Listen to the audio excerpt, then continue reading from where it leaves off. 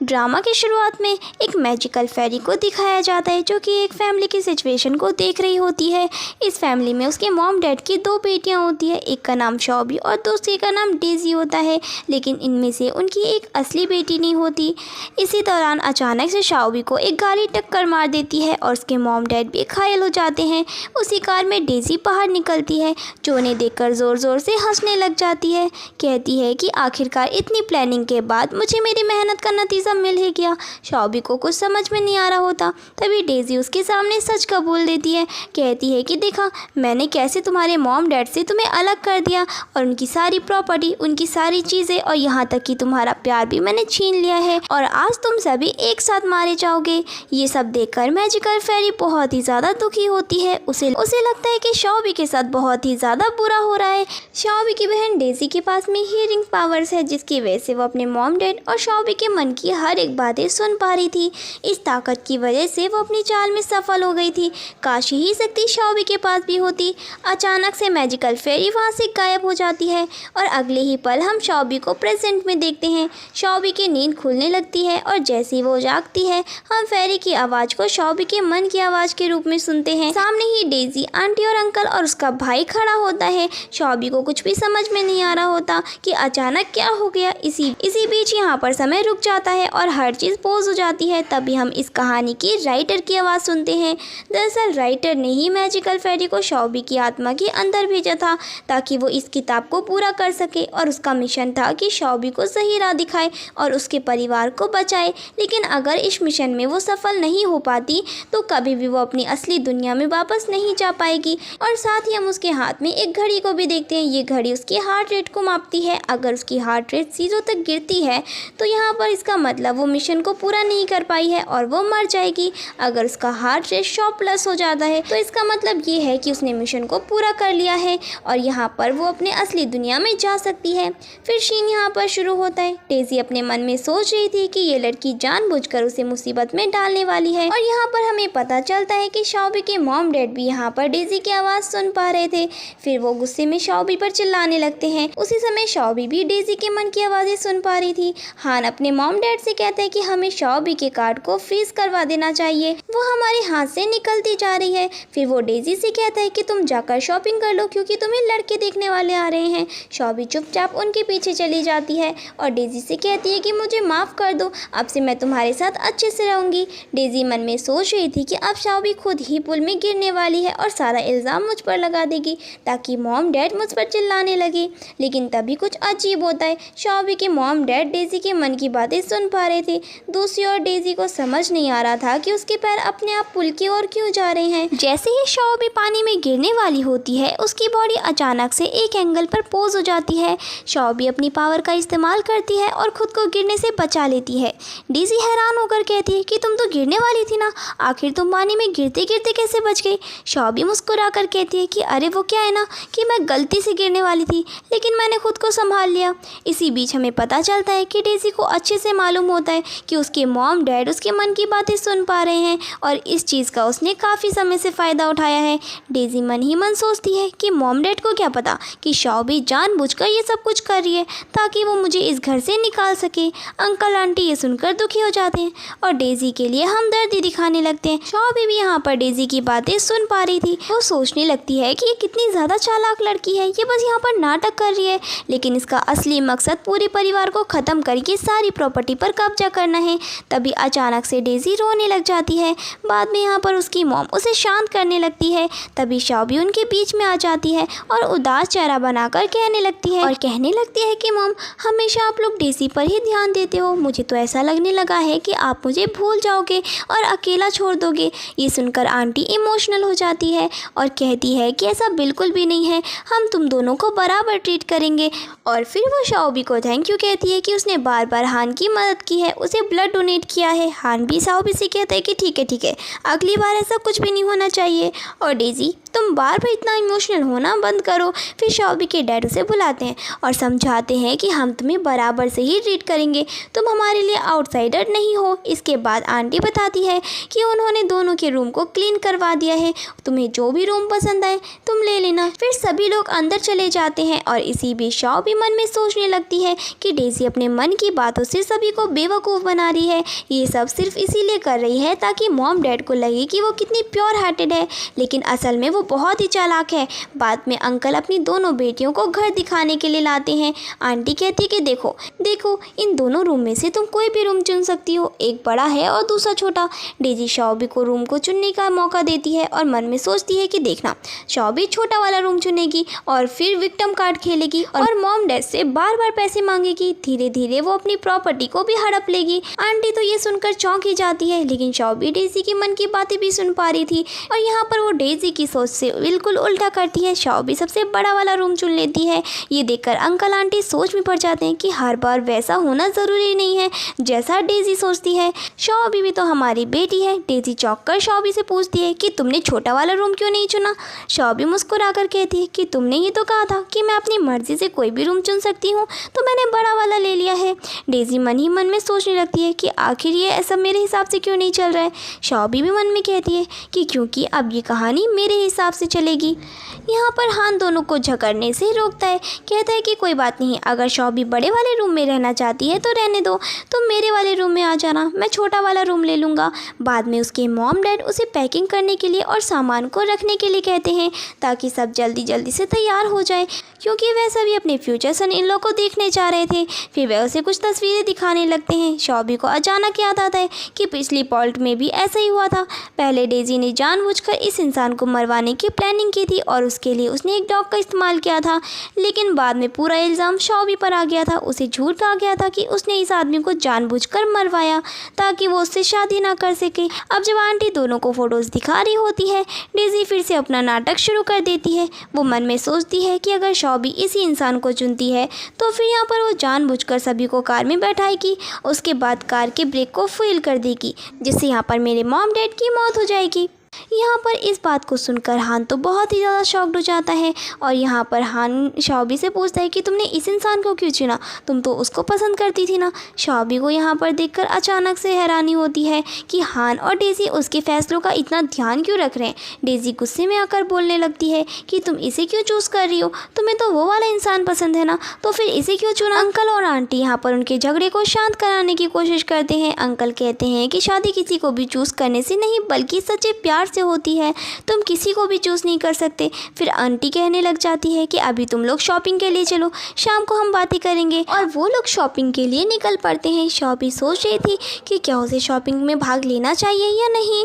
तभी यहाँ पर हान उसे बुलाता है और कहता है कि तुम कोई ज्वेलरी चूज़ करो। शॉबी उठने ही वाली थी, तभी अचानक से नॉवल की राइटर उसे टारगेट करती है और उसे कहती है कि अब प्लॉट बदलने वाला है, तुम्हें एक ज्वेलरी चुलानी होगी और डेज़ी के बैग में डालना होगा, जिससे डेज़ी तुम पर इल्ज़ाम लगाएगी और उसे तुमसे बदला लेने का मौका मिलेगा। शॉबी को बहुत ही अजीब लगता है, लेकिन उसे पता था कि वो इस प्लॉट के अनुसार उसे ये कदम उठाना ही होगा। शॉबी यहाँ सोचती है कि मैं इसे होने नहीं दूंगी, मुझे किसी भी हालत में ये नहीं करना चाहिए। तभी यहाँ पर वो अपने मॉम डैड से कहने लगती है कि मुझे ज्वेलरी में कोई भी इंटरेस्ट नहीं है, आप लोग शॉपिंग करो, मैं बाहर आपका इंतज़ार करूँगी। लेकिन शॉबी का बाहर जाना बहुत ही मुश्किल था, क्योंकि किताब के अनुसार उसे ये काम करना ही होगा। इसीलिए उसने खुद को रोकते हुए चुपचाप वो नेकलेस उठा लिया और डेज़ी के बैग में डाल दिया। जैसे ही हान यहाँ पर नोटिस करता है कि एक ज्वेलरी गायब है तो वो सोच में पड़ जाता है। डेज़ी अपने मन में सोचने लगती है कि अब देखना, शॉबी ने जानबूझकर वो नेकलेस मेरे बैग में डाल दिया होगा ताकि लोग यहाँ पर मुझ पर इल्ज़ाम लगाएंगे और सबको लगेगा कि मैं पैसे की कितनी भूखी हूँ। यहाँ पर अंकल आंटी इस बात को सुनकर शॉक्ड हो जाते हैं और अंकल यहाँ पर कह रहे होते हैं कि अगर सभी के सामने तमाशा खड़ा हो गया तो हमारी फैमिली की रेपुटेशन डाउन हो सकती है। आंटी भी यहाँ पर मन में सोच रही होती है कि आखिर शॉबी इतने हद तक क्यों जा रही है। फिर बाद में यहाँ से वो लोग जाने लगते हैं, जहाँ पर डेज़ी बड़े अच्छे से अपने बैग में चेक कर लेती है कि नेकलेस होगा ही, और यहाँ पर वो भी शॉबी के साथ बाहर निकलने लग जाती है। पर यहाँ से गार्ड्स उन्हें रोक लेते हैं, कहते हैं कि अगर आपने कुछ खरीदा नहीं है तो फिर हमें आपकी चेकिंग करनी पड़ेगी, इसके बाद ही आप यहाँ से जा सकते हैं। और यहाँ पर डेज़ी तो बड़ी खुशी खुशी अपना बैग उन्हें देने लग जाती है और और जैसे ही यहाँ पर वो उस बैग को आगे करती है तो फिर यहाँ पर वो अलार्म सिस्टम बजने लग जाता है। इतने में ही यहाँ पर सभी लोगों का ध्यान उसकी तरफ चला जाता है, जहाँ पर वो लोग इस फैमिली को रिकॉग्नाइज कर लेते हैं, साथ ही साथ उनकी दूसरी बेटी डेज़ी को भी, कि बहुत टाइम से यहाँ पर वो माउंटेन में रहती हुई आई है तो फिर जरूर इसी ने कुछ यहाँ से चुराया होगा, क्योंकि क्या है ना, उसने इतनी लग्जरी चीजें देखी ही नहीं होगी। यहाँ पर डेज़ी रोती हुई अपनी मॉम डैड के पास चली जाती है और उन्हें समझाती है कि मैंने ऐसा कुछ भी नहीं किया, मुझ पर भरोसा कीजिए, आप चाहो तो सीसीटीवी कैमरा भी चेक कर सकते हो, मैंने यहाँ पर कोई भी चीज को हाथ तक नहीं लगाया है। इतने में यहाँ पर स्टाफ आकर बताने लग जाती है कि हमारा 5 लाख का जो हीरो का हार था वो यहाँ से गायब हो चुका है, तो फिर मुझे आपके बैग को चेक करना ही होगा। और यहाँ पर डेज़ी बड़ी खुशी खुशी अपना बैग दे देती है। यहाँ पर शॉबी तुरंत यहाँ पर डेज़ी का बैग छीन लेती है। डेज़ी बोलने लग जाती है कि तुम ऐसा क्यों कर रही हो, मेरे बैग को एक बार चेक करने तो दो ताकि उन्हें समझ आ जाए कि मैंने कोई चोरी नहीं की है। शॉबी कहती है कि नहीं, तुम्हारा बैग कोई चेक नहीं कर सकता, मैं तुम्हारी भलाई के लिए बोल रही हूँ। डेज़ी बोलती है कि अब मैं समझ रही हूँ कि इन सभी के पीछे तुम्हारा हाथ है, तुम यहाँ पर मेरे साथ ये सब क्यों कर रही हो, मैं तो माउंटेन में इतने सालों बाद अपने पेरेंट्स से मिलने के लिए आई हूँ और तुम्हारी वजह से यहाँ पर सभी लोग मुझ पर ब्लेम लगा रहे हैं। अब मैं समझी कि तुम ये सब कुछ क्यों कर रही हो, तुम मुझसे नफरत करती हो ना। और यहाँ पर वो उसके हाथ से उस बैग को छीनने की कोशिश करती है। शॉबी यहाँ पर उसे वार्निंग भी देती है कि मैं तुम्हें अभी भी बता रही हूँ, मैं तुम्हारी भलाई के लिए ये सब कुछ कर रही हूँ, ये बैग ना खुले तो ही ज़्यादा बेटर होगा। फिर बाद में यहाँ पर डेज़ी बोलती है कि नहीं, इस बैग को तो अब मुझे यहाँ पर चेक करना ही होगा, जिसके बाद में यहाँ पर वो उसके हाथ से उस बैग को छीन लेती है और उस बैग का सारा सामान नीचे गिराने लग जाती है। और आगे जाकर यहाँ पर वो शॉबी के कान में बोलती है कि देखना, ये लोग बहुत ही जल्दी तुम्हें डिश ऑन करने वाले हैं। और यहाँ पर शॉबी स्माइल कर रही होती है क्योंकि जैसे यहाँ पर डेज़ी नीचे देखती है वहाँ पर बहुत सारी फोटोज डेज़ी की होती हैं जो कि बहुत ही ज्यादा वियर्ड फोटोज थी। और इन फोटोज को देखकर यहाँ पर उसके मॉम डैड बहुत ज्यादा गुस्सा हो जाते हैं, कहते हैं कि तुम ये सारी चीजें करती हो, हमें तो पता ही नहीं था। और यहाँ पर हान बोलने लग जाता है कि इसका मतलब ये है कि शॉबी यहाँ पर हमारी फैमिली की रेपुटेशन बचाने की कोशिश कर रही थी, उसे पहले ही पता था कि ये फोटोज उसके बैग में है, इस वजह से यहाँ पर वो बैग देने के लिए रेडी ही नहीं थी। शॉबी कहती कि हाँ, मैं तो अपनी बहन की इस सेम फुल एक्ट को छुपाने की कोशिश कर रही थी, लेकिन मेरी बहन तो मुझ पर ही इल्जाम लगाए जा रही थी। फिर हमें यहाँ पर सीन बताया जाता है जहाँ पर शॉबी जैसे ही उस बैग को छीन लेती है तभी यहाँ पर वो अपने मैजिकल पावर का यूज करके सारी की सारी चीजें यहाँ से वहाँ ट्रांसफर कर देती है। दूसरी ओर यहाँ पर डेज़ी बड़े भोले होने का नाटक करना शुरू कर देती है, कहती है कि जब मैं माउंटेन साइड में थी तो फिर यहाँ पर मेरे मॉम डैड मुझसे ज्यादा प्यार नहीं किया करते थे और यहाँ पर मैं किसी के बहकावे में आकर एक लड़के के साथ भाग गई थी, जिसकी वजह से उन्होंने मुझे टॉर्चर किया ऐसे फोटोज लेने के लिए, वरना मैं यहाँ पर ऐसे फोटोज क्यों ही लूंगी। यहाँ पर अंकल आंटी उसकी बातों पर विश्वास नहीं कर रहे होते तो फिर वो अपने ड्रामे को और बढ़ा देती है, कहती है कि कोई बात नहीं, मैं जाकर अपनी जान ही दे दूंगी, मैं यहाँ पर किसी को भी डिजर्व नहीं करती हूँ। अंकल आंटी उसे रोकने लग जाते हैं, कहते हैं कि देखो, तुमने इतना भी कोई बुरा काम नहीं किया जो तुम अपनी जान देने के लिए जा रही हो, सारी की सारी गलती मॉम डैड की है, हमने ही यहाँ पर तुम्हें इतने सालों से खो दिया था, अगर हमने तुम्हें नहीं खोया होता तो फिर यहाँ पर तुम हमारी तरह ही होती। बाद में यहाँ पर वो लोग घर जाने लगते हैं, जहाँ पर डेज़ी जाते समय जानबूझकर शॉबी को धक्का दे देती है, जिस वजह से यहाँ पर उसके हाथ से वो नेकलेस गिर जाता है और स्टाफ कहती है कि इसका मतलब ये है कि ये नेकलेस तुमने चुराया था। डेज़ी यहाँ पर कहने लग जाती है कि देखा, मैंने कहा था ना कि ये लड़की बहुत ही ज्यादा चालाक है।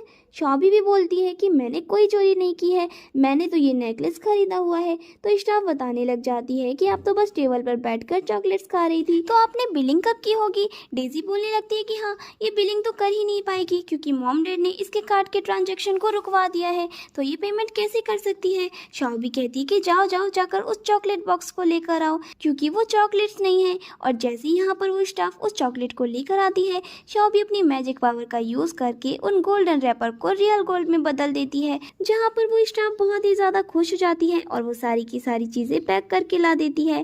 डेज़ी यहाँ पर शॉबी को बोलने लग जाती है कि एक ना एक दिन मैं मॉम डैड के सामने तुम्हारे रियल फेस को बाहर निकाल कर रहूंगी। शॉबी बोलती है कि जो करना है कर लो, सबसे पहले अपना रियल फेस सामने लाओ, इतनी सारी प्लास्टिक सर्जरी जो तुमने करवा रखी है। और दूसरी ओर यहाँ पर शॉबी उस नेकलेस को अपनी मॉम को एज ए गिफ्ट देने लग जाती है और यहाँ पर डेज़ी अपने मन में बोलने लग जाती है कि देखा, अब यहाँ पर शाओ भी ये टूटा फूटा नेकलेस मॉम को देगी और मॉम को अपनी जाल में फंसा लेगी, ताकि जब वो लोग इवेंट में जा रहे हो तो वो मॉम को जानबूझकर दूसरी कार में बैठाएगी और वो कार को क्रैश करा देगी। आंटी बाद में यहाँ पर वो जो नेकलेस है उसे लेने से मना कर देती है, कहती है कि मेरे पास और भी ज़्यादा नेकलेस है। शाओ भी यहाँ पर बहुत ही ज़्यादा गुस्सा हो जाती है कि इस मन की बात की वजह से यहाँ पर वो सभी के सामने बुरी बनती जा रही है। और फिर यहाँ पर बाद में वो लोग कार में बैठने लग जाते हैं, जहाँ पर शाओ भी ऑटोमेटिक ड्राइविंग वाली सीट पर आ जाती है और यहाँ पर उसकी बॉडी कुछ ढूंढ रही होती है जहाँ पर उसे खुद को पता नहीं होता। और तो यहाँ पर आंटी जब उससे पूछती है तब यहाँ पर वो अपना फ़ोन बता देती है और यहाँ पर डेज़ी मन में बोलने लग जाती है कि हाँ, शाओ भी अपने फ़ोन को ढूंढ रही है ताकि ड्राइविंग करते टाइम वो अपने फ़ोन का इस्तेमाल करे और जैसे ही एक्सीडेंट हो तो वो तुरंत ही वहाँ से बाहर निकल जाए और सारा का सारा ब्लेम फ़ोन पर डाल दे कि फ़ोन की वजह से यहाँ पर एक्सीडेंट गलती से हो गया। बाद में यहाँ पर जैसे ही वो फ़ोन ढूंढती है तो आंटी उसे फ़ोन यूज़ करने से मना कर देती है, तो शाओ भी उस फ़ोन को विंडो से बाहर फेंक देती है, जिस चीज़ को देखकर डेज़ी शॉक्ड हो जाती है। शाओ भी कहती है कि तुम टेंशन मत लो, मैं यहाँ पर ड्राइविंग बड़े सेफली करूँगी। और इसके बाद में यहाँ पर जैसे ही वो लोग रास्ते में जा रहे होते हैं, सामने से एक ब्लाइंड मैन रास्ते को क्रॉस कर रहा होता है और यहाँ पर वो ब्रेक लगाने की कोशिश करती है बट ब्रेक तो काम ही नहीं कर रहा था। साथ ही साथ यहाँ पर एक बड़ी सी ट्रक भी खड़ी होती है जिस वजह से उनकी कार टकराने वाली होती है। वो लोग यहाँ पर उसे लेफ्ट राइट जाने के लिए बोलते हैं बट उनके पास कोई ऑप्शन ही नहीं था और यहाँ पर शाओ भी इन सभी चीज़ों को अपनी मैजिक पावर से पोज कर देती है और अपनी गाड़ी को छोटी करके ट्रक के नीचे से ले जाती है और वापस से अपनी गाड़ी को बड़ी कर देती है, जिसके बाद सभी लोग रीस्टार्ट हो जाते हैं। और यहाँ पर आंटी को समझ नहीं आता कि आखिर ये सब कुछ कैसे हो गया और यहाँ पर शाओ भी अपनी मॉम को रिश्योर करती है कि आप टेंशन मत लीजिए, जब तक मैं हूँ तब तक आप लोगों में से किसी को भी कुछ भी नहीं होने दूंगी। फिर बाद में यहाँ पर वो लोग घर पहुँच जाते हैं, जहाँ पर उसकी मॉम उससे कह रही होती है कि वो गोल्ड बटन जो कि तुमने यहाँ पर मेरे नेकलेस की पेमेंट के लिए दिया था वो तो तुम्हारे लिए बहुत ही प्रेशियस होगा ना, और ये बात मुझे पता है, तो फिर तुम यहाँ पर टेंशन मत लो, मैं तुम्हारे कार्ड में और 50 मिलियन ऐड करवा दूंगी, तुम जो चाहे उससे वो शॉपिंग कर सकती हो। इस बात को सुनकर यहाँ पर डेज़ी जेलस फील करने लग जाती है।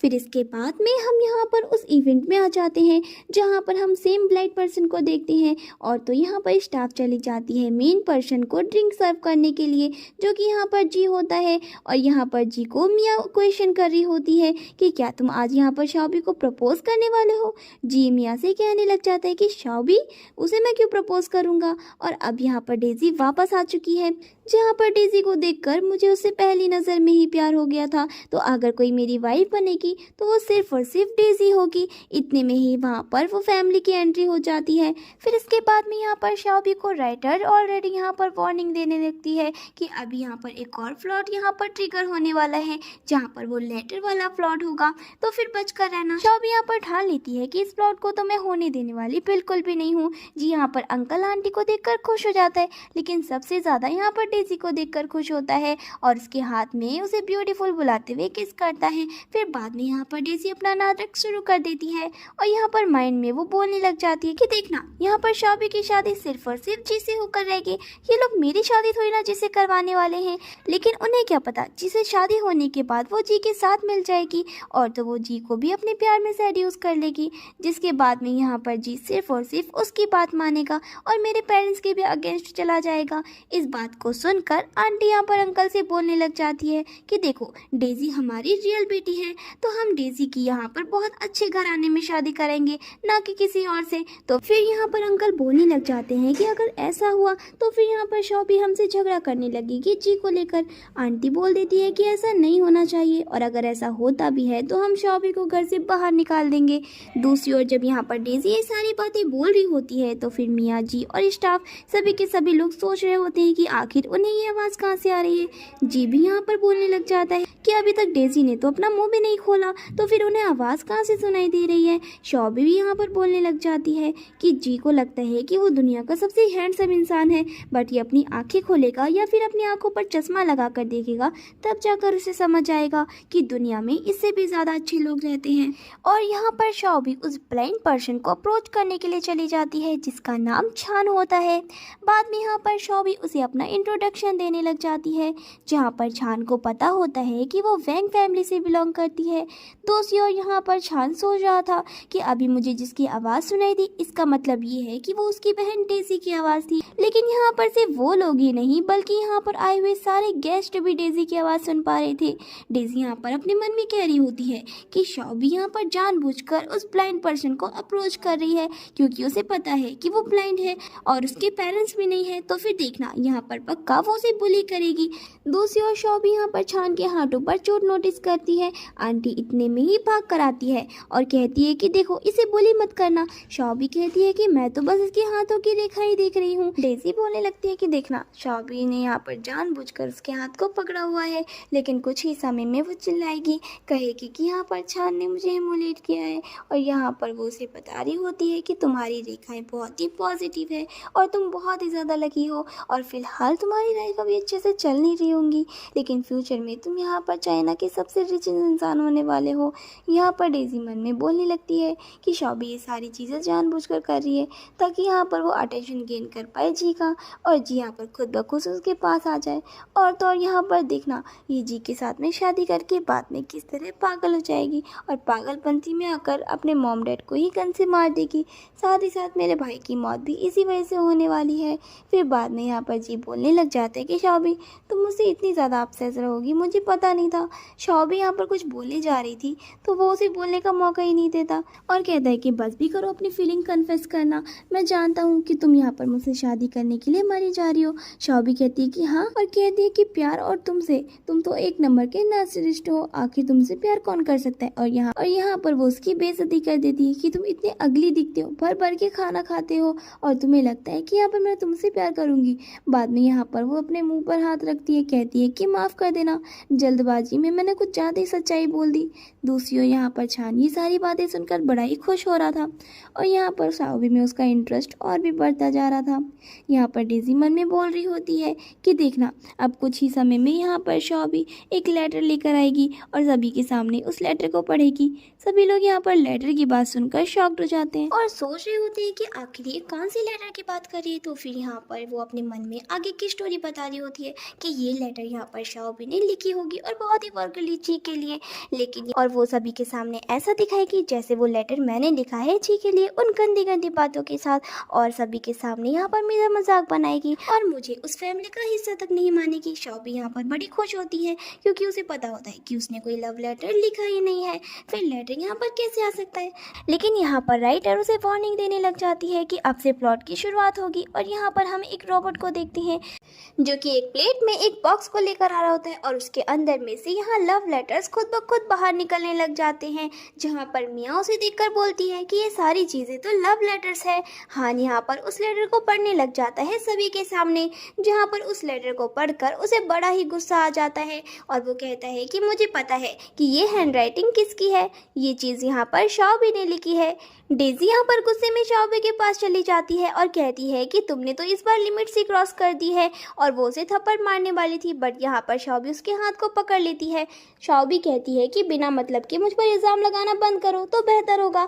डेजी कहती है कि अब नाटक करना भी बंद करो, यहाँ पर हम सभी को पता है कि तुम यहाँ पर कितनी ज़्यादा मरी जा रही हो जिसे शादी करने के लिए। तुम्हें इसी बात का डर है ना कि यहाँ पर मॉम डैड मेरी शादी जी के साथ करा देंगे और तुम्हारी शादी इस ब्लाइंड इंसान के साथ, तभी तुम यहाँ पर ये सारे नाटक कर रही हो ताकि सभी के सामने मेरा नाम खराब हो जाए और तुम्हारी शादी जी के साथ हो जाए और मेरी शादी इस लो क्लास ब्लाइंड पर्सन के साथ हो जाए, ताकि तुम अपनी लाइफ में यहाँ पर सारी की सारी चीज़ें एंजॉय कर सको और यहाँ पर मैं किसी भी चीज़ और किसी भी मोमेंट को फ्रीली ना जी सकूँ। शॉबी कहती है कि नाटक करना बंद भी करो। डेजी कहती है कि मैं थोड़ी ना नाटक कर रही हूँ, मैं यहाँ पर तुम्हें अपनी बहन जैसी मानती हूँ, लेकिन तुम हमेशा मुझसे नफरत करती आई हो। और यहाँ पर सभी लोग बाद में शॉबी के अगेंस्ट बातें करने लग जाते हैं और उसे क्रिटिसाइज करने लग जाते हैं कि शॉबी जैसी बहन तो हमें कभी भी नहीं मिलनी चाहिए। शॉबी को तो यहाँ पर खुश होना चाहिए कि अभी भी यहाँ पर डेजी के मॉम डैड ने उसे घर पर रखा हुआ है और उसे वो पोजीशन दे के रखी है, लेकिन यहाँ पर वो लड़की तो इस पोजीशन का गलत इस्तेमाल कर रही है। जी भी यहाँ पर शॉबी पर चिल्लाने लग जाता है, कहता है कि तुम इतनी बुरी लड़की निकलोगी मुझे तो पता ही नहीं था, और अब यहाँ पर मैं तुम्हारे साथ शादी करने के लिए बिल्कुल भी रेडी नहीं हूँ, चाहे कुछ भी कर लो। शॉबी यहाँ पर चिल्ला देती है, कहती है कि तुम क्या मुझसे शादी नहीं करोगे, मैं यहाँ पर तुमसे शादी नहीं करना चाहती हूँ, भले ही तुम यहाँ पर नील डाउन करके मेरे पैर ही क्यों ना पड़ लो, पर तुमसे शादी मैं अपने सपनों में भी नहीं करूँगी। बाद में यहाँ पर छान उठ जाता है और शॉबी को बोलने लग जाता है कि मुझे पता है कि मुझे यहाँ पर आइज़ में एक ब्लाइंडनेस की डिसीज़ है, जिस वजह से मैं यहाँ पर देख नहीं पाता, और मैं समझ सकता हूँ कि आखिर मुझसे शादी कौन ही करेगा। तो फिर मैं इस बात पर तुम्हें कुछ भी नहीं कहूँगा, लेकिन इस तरीके से यहाँ पर डेज़ी की रेपुटेशन को ख़राब करना, ये तो बहुत ही ज़्यादा बुरी बात है। आंटी भी यहाँ पर शॉबी को बोल रही होती है कि इतने सालों से हमने तुम्हें पाला पोसा है, सारी चीज़ें दी, सारा प्यार दिया, और अभी भी हम वो सारी चीज़ें कर रहे हैं तुम्हारे लिए, लेकिन फिर भी तुम हमारे साथ ऐसा क्यों कर रही हो। शॉबी कहती है कि मैं इस पर एक्सप्लेनेशन दे सकती हूँ। आप सभी इस लेटर को ध्यान से देखिए। ये लेटर जी के लिए नहीं बल्कि छान के लिए लिखा गया है, और ये लेटर यहाँ पर डेज़ी ने नहीं बल्कि मैंने लिखा है। हैंड राइटिंग भी मेरी है। मैंने यहाँ पर एक बार भी नहीं कहा कि ये लेटर यहाँ पर डेज़ी ने लिखा हुआ है। ये सारे के सारे लेटर्स मेरे हैं जो कि मैं यहाँ पर छान को देना चाहती हूँ। इस बात को सुनकर सभी लोग शॉक्ड हो जाते हैं। एंड बाद में यहाँ पर शॉबी छान के पास चली जाती है, जहाँ पर वो सभी के सामने बोल देती है कि मैं छान को पसंद करती हूँ और मैं उसी के साथ शादी करूंगी। साथ ही साथ वो उसके गालों पर किस भी कर देती है। आंटी बोलती है कि तुम्हें पता भी है तुम क्या कर रही हो। शॉबी कहती है कि हाँ, मैंने तो सभी को घर पर ही कह दिया था कि मैं छान से शादी करना चाहती हूँ। छान यहाँ पर बोलने लग जाता है कि ये पहली बार है जहाँ पर हम मिले हैं, और पहली बार में यहाँ पर तुम मेरे साथ शादी करने के लिए रेडी हो गई हो। आखिर तुम्हारा मकसद क्या है। डेज़ी कहने लगती है कि मुझे अच्छे से पता है तुम ये सब कुछ जानबूझकर कर रही हो ताकि मॉम डैड को यहाँ पर तुम्हारे लिए बुरा लगे। तो शॉबी कहती है कि मेरे लिए मॉम डैड को बुरा क्यों लगेगा। और यहाँ पर डेज़ी बोलती है क्योंकि वो अंधा है, वो देख नहीं पाता, वो ढेर सारे काम नहीं कर सकता। ये बात सुनकर यहाँ पर अंकल आंटी को गुस्सा आ जाता है। वो कहते हैं कि तुम ऐसी बातें कैसे कर सकती हो। शॉबी यहाँ पर डेज़ी से कहने लगती है कि देखा, ये बात तुम कह रही हो कि यहाँ पर छान कोई भी चीजें अच्छे से नहीं कर सकता है, लेकिन मेरी नजरों में तो ऐसी कोई बात नहीं है। ये ढंग से चल पा रहा है, ढंग से बोल पा रहा है, ढंग से खा भी पा रहा है, तो और क्या चाहिए। तुमने इसे अपनी नजरों में खराब बना कर रख दिया है, ना कि मैंने। बाद में यहाँ पर अंकल आंटी छान से माफी मांगने लग जाते हैं और कहते हैं कि क्या करे, डेज़ी यहाँ पर माउंटेन साइड में पली बड़ी हुई है, तो फिर यहाँ पर उसे मैनर्स अच्छे से सिखाए नहीं गए हैं, इस वजह से वो कुछ भी बोले जा रही है। तभी यहाँ पर डेज़ी रोने का नाटक करने लग जाती है और छान से कहती है कि मेरे कहने का वो मतलब नहीं था, आप यहाँ पर डिसेबल पर्सन हो और ये हम सबको पता है। कहीं यहाँ पर शॉबी भी आपकी इस कमजोरी का फ़ायदा ना उठाने लग जाए, बस इसीलिए मैं ये सारी चीज़ें कह रही थी। और आपको पता नहीं है ये कैसी लड़की है जी। यहाँ पर डेज़ी को रोने से मना करता है और यहाँ पर शॉबी को बोलता है कि तुम डेज़ी से माफ़ी मांगो। शॉबी कहती है कि मैंने ऐसी कौन सी गलती की है और मैं डेज़ी से माफ़ी क्यों मांगूंगी, मैं तो यहाँ पर छान से अपनी फीलिंग्स कन्फेस कर रही हूँ। बाद में यहाँ पर सभी लोग उन दोनों सिस्टर पर एलिगेंस लगाने लग जाते हैं कि यहाँ पर दोनों की दोनों बेटियां आपस में झगड़ती रहती है। और उस लेटर को दिखाते हुए वो उससे पूछती है कि चलो ठीक है, ये लेटर तुमने लिखा है, तुम्हारी हैंड राइटिंग है, ये तुमने कन्फेस कर दिया, लेकिन इस लेटर पर मेरे सिग्नेचर क्या कर रहे हैं। हान को यहाँ पर गुस्सा आ जाता है। हान कहता है कि शॉबी, अब तो सभी को सारी सच्चाई बता दो, या फिर तुम चाहती हो कि मैं एक एक करके सारे लेटर को ओपन करके सभी के सामने पढ़ता जाऊँ। डेज़ी कहती है कि हाँ, अब तो हमें यही करना होगा ताकि सभी को समझ आ पाए कि आखिर इसने किस तरीके से मुझे इस प्रॉब्लमेटिक सिचुएशन में डालने की कोशिश की है। अंकल यहाँ पर अपनी वाइफ से बोलने लग जाते हैं कि अगर ये सारी चीज़ें सच में शॉबी ने की होगी तो मैं उसे घर से सचमुच निकाल देने वाला हूँ।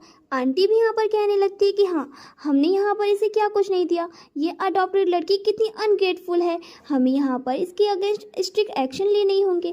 दूसरी ओर हमारी नज़र शॉबी के वॉच पर पड़ती है, जहाँ पर उसका हार्ट बीट बड़ी स्पीड से नीचे गिर जाता है। बाद में यहाँ पर एक एक कर वो सभी लोग उस लेटर को पढ़ने लग जाते हैं, जहाँ पर डेज़ी भी उस लेटर को पढ़ती है। शॉबी कहती है कि हो गया लेटर पढ़ के, अब मैं कुछ कह सकती हूँ।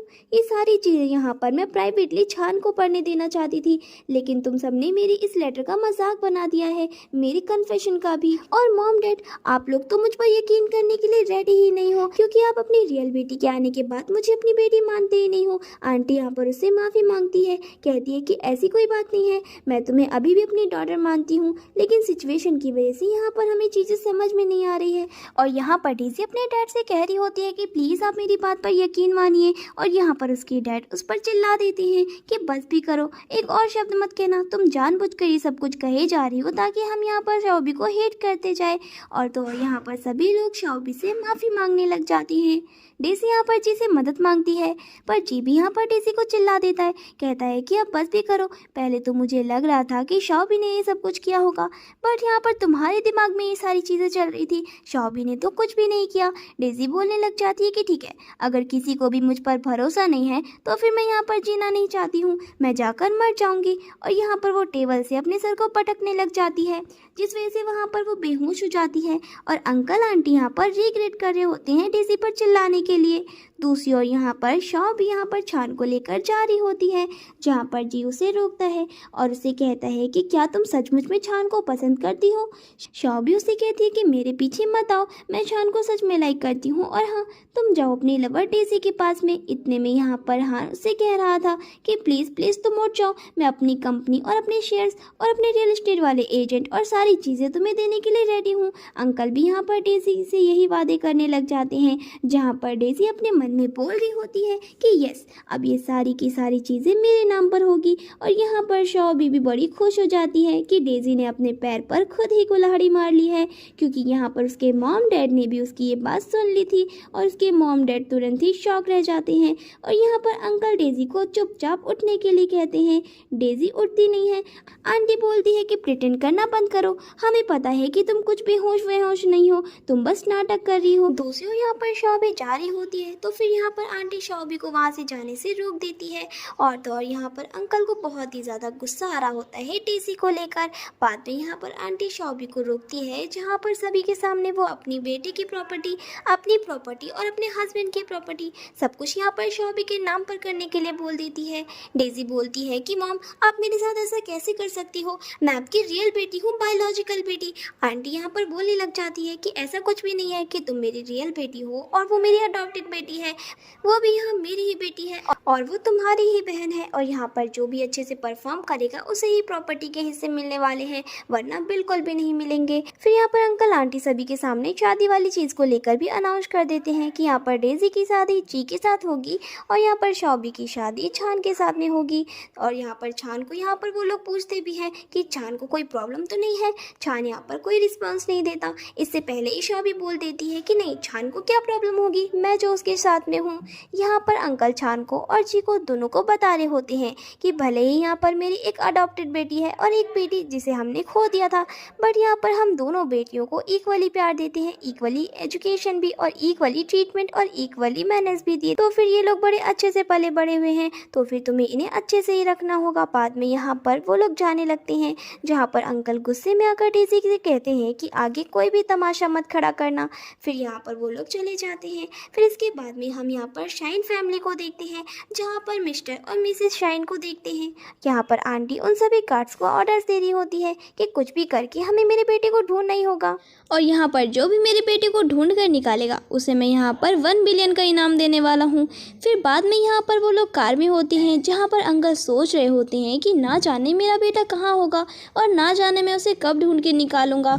मैंने इतनी सारी चीज़ें उसी के लिए तो बना कर रखी है कि आगे जाकर वो मेरी कंपनी का न्यू हायर बन सकेगा। फिर इसके बाद में हम यहाँ पर शॉबी और तो और यहाँ पर छान को रात में वॉक करते हुए देखते हैं, जहाँ पर शॉबी छान से कह रही होती है कि मुझे तुम्हारी आंखों की ट्रीटमेंट करनी है। छान इससे कहता है कि हाँ, लेकिन वो थोड़ा सा ज़्यादा डिफ़िकल्ट है। शॉबी बोलती है कि टेंशन मत लो, मैं तुम्हारी आंखों की नज़रों को वापस लाऊंगी, साथ ही साथ यहाँ पर तुम्हें तुम्हारे बायोलॉजिकल पेरेंट्स से भी मिलवाऊंगी। छान को यहाँ पर उसकी बातों पर यकीन ही नहीं हो रहा था। उसे लग रहा था कि बेचारी कुछ ज़्यादा ही एक्साइटेड होगी। मैं उसकी एक्साइटमेंट तोड़ना नहीं चाहता हूँ। इतने में ही हम यहाँ पर एक कार को देखते हैं, जो कि बड़ी तेज़ी से उन्हीं की ओर आ रही थी। और यहाँ पर उस कार में बैठी हुई थी डेज़ी, और गुस्से में आकर वो उन दोनों को टक्कर मारने वाली थी। बट यहाँ पर शाओ भी अपनी पावर का इस्तेमाल करती है और उस कार को रिवर्स में डाल देती है, जिस वजह से वो कार पीछे जाने लगती है। डेज़ी को यहाँ पर समझ में नहीं आता कि आखिर ये सब कुछ कैसे हो रहा है। डेज़ी यहाँ पर खुद ब खुद कार से उतर जाती है और यहाँ पर शाओ भी उसके ऊपर डस्टबिन गिरा देती है। बस इतना ही नहीं, शाओ भी यहाँ पर अपने हाथों को बहुत लंबा कर देती है और यहाँ पर वो अपने हाथों को डेज़ी के गाल तक ले जाती है और उसे थप्पड़ मारती है और वापस से अपने हाथों को नॉर्मल कर लेती है। इस चीज़ को देखकर डेज़ी तो उसे मॉन्स्टर बुलाने लग जाती है। शॉ भी कहती है कि माँ मॉन्स्टर नहीं हूँ, बल्कि तुम एक चुड़ैल हो। और यहाँ पर वो पीछे मुड़ने वाली थी, तभी यहाँ पर उसका पैर फिसलने वाला था, बट यहाँ पर छान उसे बचा लेता है। शॉ भी कहती है कि तुम्हें कैसे पता कि मैं फिसल कर गिरने वाली थी। छान कहता है कि सिक्स सेंस, भले यहाँ पर मेरी आंखें ना हो, बट मेरी सिक्स सेंस बड़े अच्छे से काम करते हैं। और यहाँ पर वो उसे गोद में उठा लेता है, कहता है कि तुम मुझे रास्ता बताना, मैं तुम्हें लेकर जाऊँगा। और वो उसे वहाँ से लेकर जाने लग जाता है। जहाँ पर अभी भी डेज़ी शॉबी को मॉन्स्टर बुला रही थी, तो शॉबी अपनी पावर्स का इस्तेमाल करती है, जहाँ पर सिर्फ और सिर्फ डेज़ी के सर के ऊपर ही बारिश हो रही होती है और डेज़ी यहाँ पर भागते हुए अपनी कार में बैठ जाती है। बट इसके बाद में यहाँ पर बारिश रुकती ही नहीं है, उसकी कार में भी पानी भर जाता है। तब यहाँ पर डेज़ी को शॉबी के ऊपर बहुत ही गुस्सा आया जा रहा था। फिर बाद में यहाँ पर शॉबी और छान और बाकी के फैमिली मेम्बर्स बैठकर डिनर कर रहे होते हैं। यहाँ पर अंकल उन दोनों को कांग्रेचुलेशन कर रहे थे एक साथ इंगेज होने के लिए। कह रहे थे कि मैंने यहाँ पर तुम्हारे लिए स्पेशल डिश भी प्रिपेयर करके रखी है। दूसरी ओर यहाँ पर आंटी सोचने में पड़ जाती है कि इतनी रात हो चुकी है बट अभी तक डेज़ी घर पर वापस नहीं आई है, कहीं कोई मुसीबत में तो नहीं पड़ गई। और यहाँ पर डेज़ी जैसी आती है वो रोना शुरू कर देती है। आंटी यहाँ पर डेज़ी को ऐसी हालत में देखकर शॉक्ड हो जाती है। डेज़ी यहाँ पर रोते रोते सारा का सारा इल्ज़ाम शॉबी पर लगाने लगती है। शॉबी कहती है कि मुझ पर इल्ज़ाम क्यों लगा रही हो, मैंने तुम्हें अच्छे से देखा था, तुम कचरे के डिब्बे के बाजू में बैठी थी और वहाँ पर तुम्हारे ऊपर कितनी मक्खियाँ भिनभिना रही थी, इस वजह से मैं तुम्हारे पास नहीं आई। यहाँ पर डेज़ी अपनी मॉम को बता रही होती है कि शॉबी को मैजिक आता है। शॉबी कहती है कि अरे हाँ, मैं तो आप लोगों को एक बात बताना ही भूल गई कि मुझे यहाँ पर मैजिक भी आता है। तभी यहाँ पर हान उठकर आता है, जहाँ पर वो अपने बॉडी टेम्परेचर को और शॉबी की बॉडी टेम्परेचर को चेक करने लग जाता है और कहता है कि हम दोनों की बॉडी टेम्परेचर नॉर्मल है, तो इसका मतलब ये है कि तुम्हें फीवर नहीं है, तो फिर यहाँ पर तुम इतनी ऊट पटंग बातें क्यों कर रही हो। डेज़ी कहती है कि प्लीज़ मॉम, मेरी बातों पर यकीन कीजिए, यहाँ पर शायद से शॉबी के अंदर भूत का वास है। तभी अंकल कहते हैं कि बकवास करना बंद करो, यहाँ पर भूत प्रेत की बातें आखिर कौन करता है। इतने में ही यहाँ पर शॉबी होती है जो कि एक टेमचम को बाहर निकालती है और वो डेज़ी के सर पर चिपका देती है, जिस वजह से यहाँ पर डेज़ी सच्चाई बोलने लग जाती है कि तुम बिच हो और देख लेना, इस पूरे के पूरे घर की प्रॉपर्टी और सब कुछ मेरे नाम होगा और सारे के सारे शेयर्स भी मैं ही लेकर जाऊंगी, तुम्हारे हाथ में एक चवन्नी भी नहीं आने दूंगी। इस बात को सुनकर अंकल आंटी शॉक्ड हो जाते हैं। आंटी कहती है कि आखिर तुम इतनी बुरी बातें कर कैसे सकती हो, तुम इतनी बेजुबान कैसे हो सकती हो। इतने में ही यहाँ पर अंकल को गुस्सा आ जाता है, तो यहाँ पर वो डेज़ी पर चिल्लाने लग जाते हैं।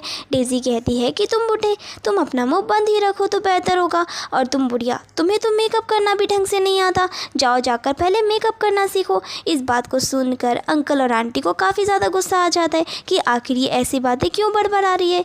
इतना सब होने के बाद यहाँ पर शॉबी उसके सर से वो पेपर निकाल देती है, जहाँ पर वो सारा का सारा ब्लेम लगा देती है शॉबी के ऊपर और वो कहने लगती है कि शॉबी की वजह से मैं ये सारी चीज़ें बोल रही थी, मेरे मन में आप लोगों के लिए कोई भी बुरी बातें नहीं है। आंटी कहती है बस करो, मुझे यहाँ पर तुम्हें वापस घर लाना ही नहीं चाहिए था। दूसरी ओर यहाँ पर मन में छान सोच रहा होता है उस इवेंट वाली बात को, जहाँ पर शॉबी ने कहा था कि तुम बहुत ज़्यादा रिच पर्सन हो और लकी पर्सन भी हो और तुम वापस से देख भी पाओगे।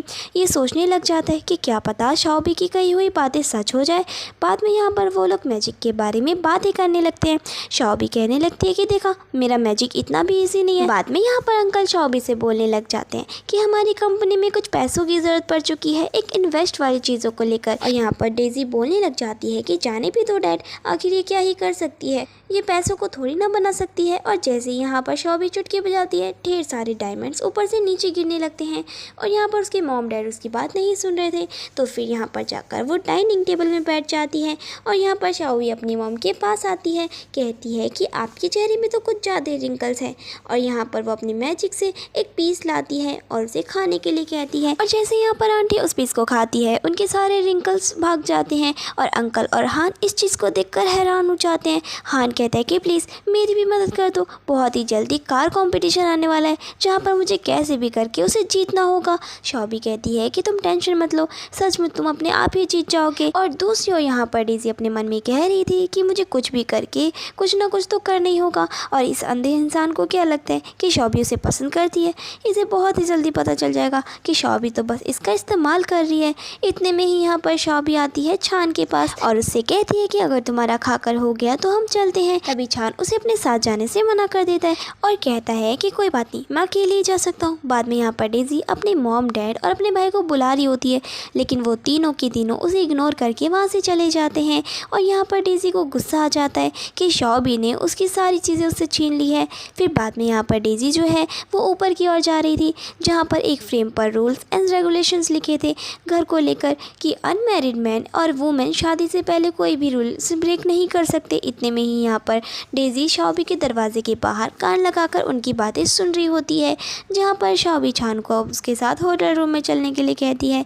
डेज़ी इस चीज़ को सुनकर बड़ी खुश हो जाती है कि मॉम डैड के रूल्स के अकॉर्डिंग अगर कोई भी शादी से पहले उनके रूल्स को ब्रेक करेगा तो फिर उसे घर से निकाल दिया जाएगा।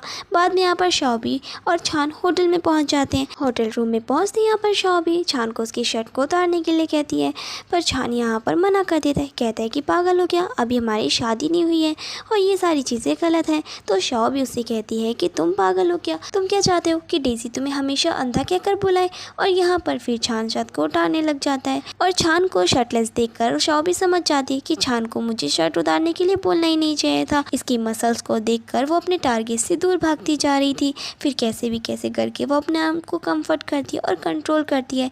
बाद में यहाँ पर वो उसे एक बार टब में बैठने के लिए कहती है। साथ ही साथ यहाँ पर वो अलग अलग टाइप के छोटे छोटे इंजेक्ट को भी लाने लग जाती है और यहाँ तक कि वो वेनम वाले स्नेक को भी, और वो सारी चीज़ें वो बाथटब के अंदर डाल देती है।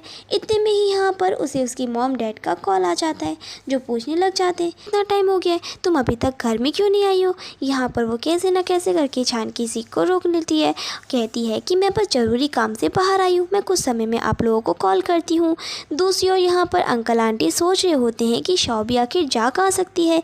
इतने में ही यहाँ पर जी आता है कॉन्ट्रैक्ट को लेकर, जो कि यहाँ पर वो अंकल आंटी को बताने लग जाता है। और यहाँ पर ये कॉन्ट्रैक्ट होता है मिस्टर शाइन के साथ में, जो कि यहाँ पर वर्ल्ड के रिचेस्ट मैन होते हैं और वो वही इंसान होते हैं जो कि अपने बेटे को ढूंढ रहे थे। और यहाँ पर जी लंबी लंबी फेंकने लगता है कि बस 3 दिनों की बात है और ये कॉन्ट्रैक्ट मेरे साथ साइन हो जाएगा। फिर देखना यहाँ पर मैं मिस्टर शाइन के साथ में वर्ल्ड का सेकंड रिचेस्ट इंसान बन जाऊँगा।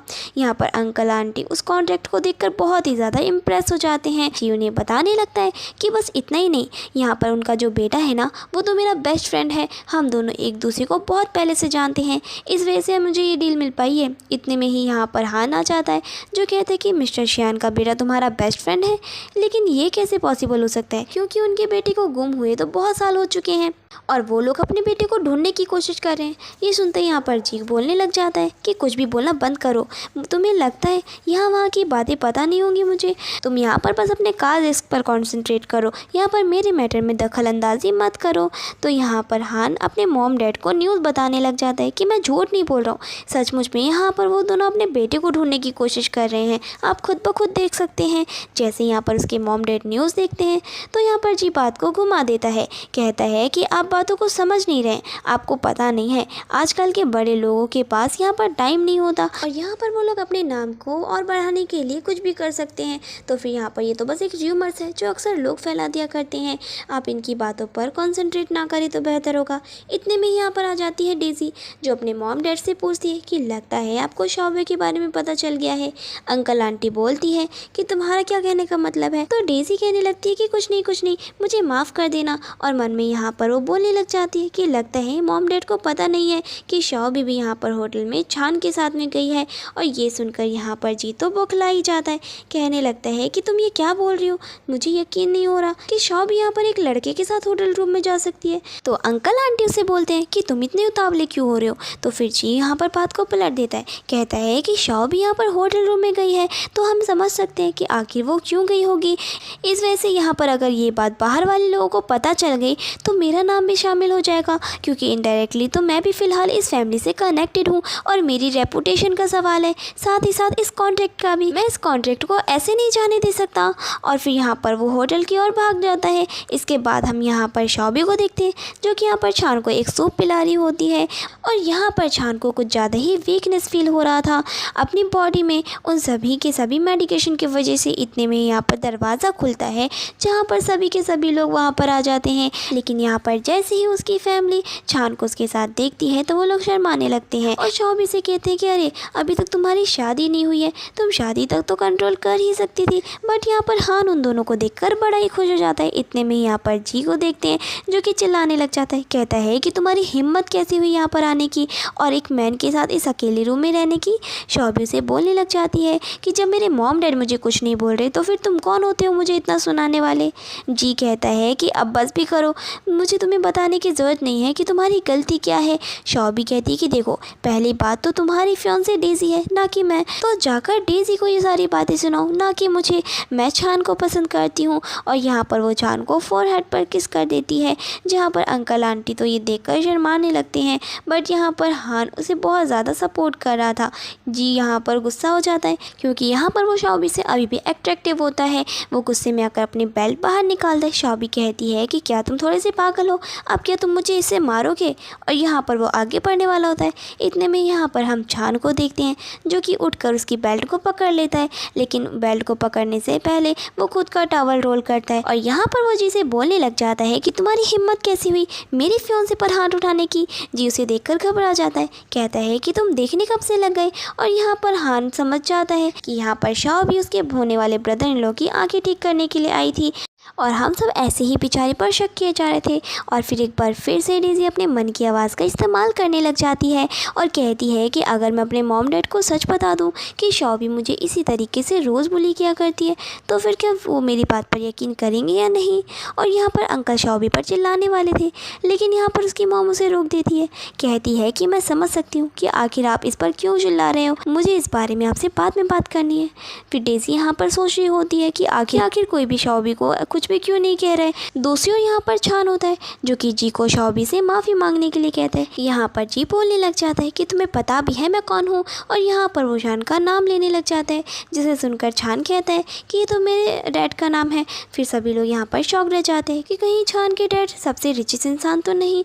फिर यहाँ पर छान कहते हैं कि नहीं, मेरे मॉम डैड बहुत ही नॉर्मल से वर्कर्स हैं जहाँ पर वो काम कर रहे थे और मैं गुम हो गया था और वो लोग कोई रिचेस्ट इंसान नहीं है। फिर बाद में यहाँ से वो लोग चले जाते हैं, जहाँ पर शॉबी छान से कहती है कि तुमने कभी इंसान को डॉग बनते हुए देखा है।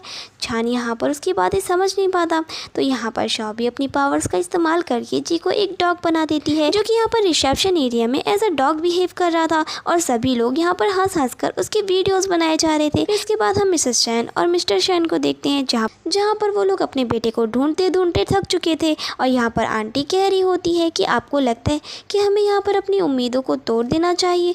अंकल यहाँ पर कहते हैं कि नहीं, मुझे अभी भी होप है कि मेरा बेटा अभी भी ठीक होगा और हम बहुत ही जल्दी उसे ढूंढ भी निकालेंगे।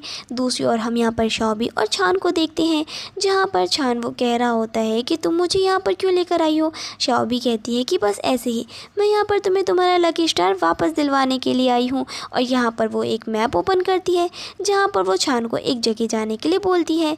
छान कहता है कि इसके आगे तो ब्रिज है। शॉबी कहती है कि हाँ, तुम्हें उस ब्रिज के आगे जाना है। और यहाँ पर वो उसे कूदने के लिए कह देती है, जहाँ पर छान कूदने ही वाला था। इतने में ही यहाँ पर मिस्टर शान आ जाते हैं जो उसे देखकर रोकने लगते हैं और वो वहीं पर रुक जाता है। शॉबी कहती है कि देखा, मैं तुम्हारा लकी स्टार तुम्हें वापस करने के लिए आई हूँ।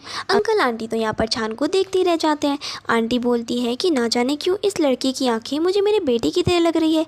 अंकल कहते कि नहीं, ये मेरा बेटा नहीं हो सकता क्योंकि मेरा बेटा तो देख नहीं सकता था। छान यहाँ पर बोलने लग जाता है कि नहीं, मैं आप दोनों को नहीं जानता हूँ, मैं तो यहाँ पर अपनी फियांसे के साथ घूमने आया था। लेकिन जैसे यहाँ पर वो शॉबी को ढूंढने लगता है तो शॉबी उसे आसपास नज़र ही नहीं आती। फिर बाद में यहाँ पर आंटी उसके हाथ को लेकर उसके बर्थ मार्क को देखने लग जाती है जो कि वही होता है। और यहाँ पर उन्हें कन्फर्म हो जाता है कि छान किसी और का नहीं बल्कि उन्हीं का बेटा है। और यहाँ पर वो उसे अपने साथ चलने के लिए कहने लग जाते हैं। फिर इसके बाद में हम यहाँ पर देखते हैं जी को, जो कि कॉन्ट्रैक्ट साइन करवाने के लिए आया होता है। तो फिर यहाँ पर वो जो मैनेजर होता है वो कॉन्ट्रैक्ट लेकर अंदर की ओर चला जाता है, बट वो लोग जी को अंदर जाने नहीं देते हैं। और यहाँ पर छान उस कॉन्ट्रैक्ट को साइन भी कर लेता है। और अब तो यहाँ पर छान का डीएनए टेस्ट भी हो गया था कि वही उनका बेटा है। दूसरी ओर यहाँ पर जी को कॉल आ जाता है डेज़ी का, जो उसे बताती है कि वो वेडिंग वाले स्टोर रूम में आई हुई है ड्रेसेस को ट्राई करने के लिए, तो फिर तुम भी वहाँ पर पहुँच जाओ। और जैसे यहाँ पर हम स्टोर रूम में देखते हैं तो डेज़ी जानबूझकर सबसे पहले शॉबी को अंदर भेज देती है चेंज करने के लिए। और जब वहाँ पर शॉबी अंदर होती है तभी जानबूझकर जी को भी वो उसी समय अंदर भेज देती है। और यहाँ पर जी और शॉबी में झगड़ा होने लग जाता है। तो फिर यहाँ पर बाहर अंकल आंटी भी आ जाते हैं, जहाँ पर डेज़ी रोने का नाटक करती है, ये बोलते हुए कि शॉबी यहाँ पर जी को मुझसे छीनना चाहती है, आप लोगों को कुछ तो करना होगा। और यहाँ पर अंकल आंटी को बहुत ही ज़्यादा गुस्सा आने लगता है। इतने में यहाँ पर छान भागते हुए आ जाता है शॉबी को बचाने के लिए, क्योंकि उसका जो फ़ोन था वो ऑन ही था। और अंदर जाते ही यहाँ पर वो जी को बहुत ही मारने लग जाता है। जी उसके सामने उस कॉन्ट्रैक्ट को फेंकता है और बोलता है कि तुम्हें पता भी है कि तुम किससे पंगा ले रहे हो, अब मैं शान फैमिली का मेंबर बन चुका हूँ। और यहाँ पर छान बताता है कि अब से तुम नहीं बचने वाले हो। इतने में ही जी को कॉल आ जाता है उसके पेरेंट्स का, जो उस पर चिल्ला रहे होते हैं और कह रहे होते हैं कि आखिर तुमने ऐसा क्या कर दिया कि हमारी कंपनी बैंकरप्ट हो गई और अब हमारी फैमिली के पास एक फूटी कौड़ी भी नहीं बची है। इतने में यहाँ पर छान अपनी आइडेंटिटी को रिवील कर देता है, जिसे सुनकर यहाँ पर सभी के सभी लोग शॉक्ड हो जाते हैं।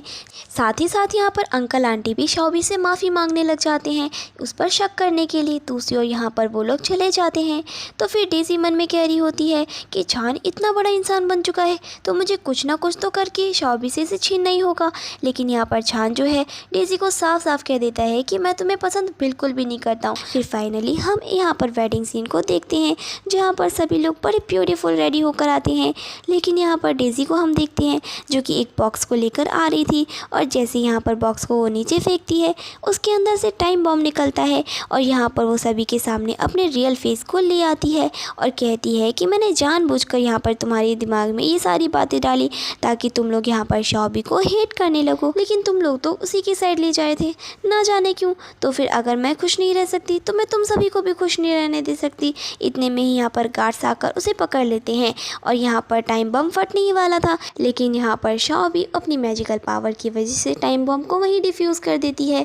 और यहाँ पर शॉबी बोलने लग जाती है डेज़ी तुम्हारा तो कुछ भी नहीं हो सकता। और यहाँ पर अंकल आंटी उसे एक पेपर देते हैं जिसमें लिखा हुआ था कि अब से डेज़ी उनकी बेटी नहीं है, लीगली भी, भले यहाँ पर वो उसकी बायोलॉजिकली बेटी क्यों ना हो, बट लीगली बेसिस पर उन्होंने डेज़ी से रिश्ता तोड़ दिया है। और यहाँ पर डेज़ी उनसे माफ़ी भी मांगती है लेकिन वो लोग उसे जेल की ओर भेज देते हैं। जाते जाते यहाँ पर शॉबी डेज़ी से कहती है कि तुम्हें क्या लगता है कि यहाँ पर सभी लोग तुम्हारी आवाज़ सुन पाते हैं लेकिन मैं नहीं, मैं भी तुम्हारी आवाज़ बड़ी अच्छे से सुन पा रही थी। ये सुनकर डेज़ी को बहुत बड़ा शौक लगता है। फिर फाइनली वेडिंग की शुरुआत हो जाती है जहाँ पर जो एक्यूरेसी होती है वो 100 की, वो शॉबी शॉप पूरा बार कर चुकी थी। और यहाँ पर आर्टिस्ट बोलने लग जाती है कि अब टाइम आ गया है जहाँ पर तुम्हें इस दुनिया को छोड़कर जाना पड़ेगा। यहाँ पर शॉबी इस दुनिया को छोड़कर जाने के लिए रेडी नहीं थी। वो यहाँ पर अपनी वॉच को निकाल कर फेंक देती है, कहती है कि मैं इसी वर्ल्ड में जीना चाहती हूँ मेरी लाइफ पार्टनर के साथ जिससे मैं प्यार करती हूँ। तभी यहाँ पर वो बोलने लगती है कि ठीक है, लेकिन अगर तुम्हें कुछ पाना है तो तुम्हें कुछ खोना भी पड़ेगा। अगर तुम इस दुनिया में रहना चाहती हो तो तुम अपनी सारी की सारी पावर्स को खो दोगी और तो और तुम्हें यहाँ पर नॉर्मली ह्यूमन बीइंग्स के साथ रहना होगा और आगे की ज़िंदगी की जितनी भी डिफ़िकल्टीज आएंगी वो तुम्हें खुद ब खुद सॉल्व करनी होगी। और यहाँ पर शॉबी छान के लिए सभी चीज़ों को छोड़ने के लिए रेडी हो जाती है, जहाँ पर वो इस ऑप्शन को चूज़ करती है कि वो इसी दुनिया में रहेगी बिना अपनी पावर्स के। और बाद में यहाँ पर उसकी लाइफ की एक नई शुरुआत हो जाती है जहाँ पर वो गायब नहीं होती और तुरंत ही यहाँ पर वो छान को किस करने लग जाती है। और इसी सीन के साथ हमारे इस ड्रामे की हैप्पी एंडिंग हो जाती है।